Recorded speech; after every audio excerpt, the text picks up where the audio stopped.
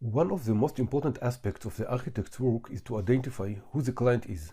Now that might sound a little stupid. Of course I know who my client is.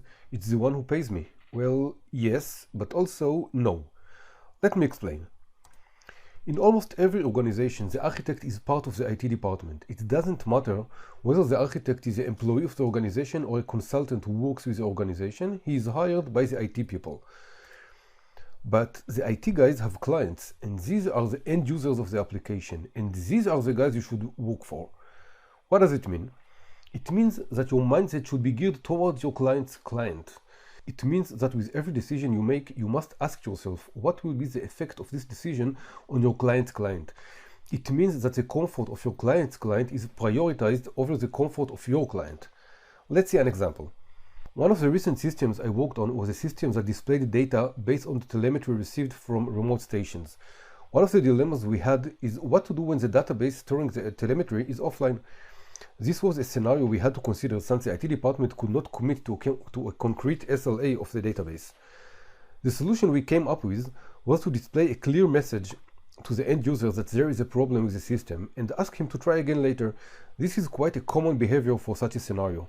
However, the client asked whether we can find an intermediate solution that will allow him to view the data but not make any modifications. We thought about it long and hard and came up with a solution that made our architecture much more complicated. We have introduced a dedicated caching layer that duplicated the data and was used when the database was offline. My client, which was a development team, worked much harder, but my client's client, the end user, was extremely satisfied with this solution and praised our willingness to help him and think outside the box. Now, you might say that working with the client is a system analyst's job and not the architect. This is usually correct, but sometimes a project is carried out without a system analyst on board, and even if there is one, you still have to understand the client's environment in order to make the best decisions for him. In this case, the architect does not replace a system analyst, but it's a very good idea to join her for some meetings and to meet the clients personally.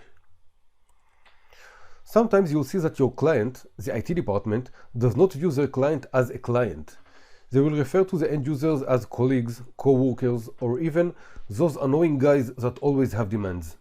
In this case, your work might be a bit harder. You have to not only change your mindset, but also them.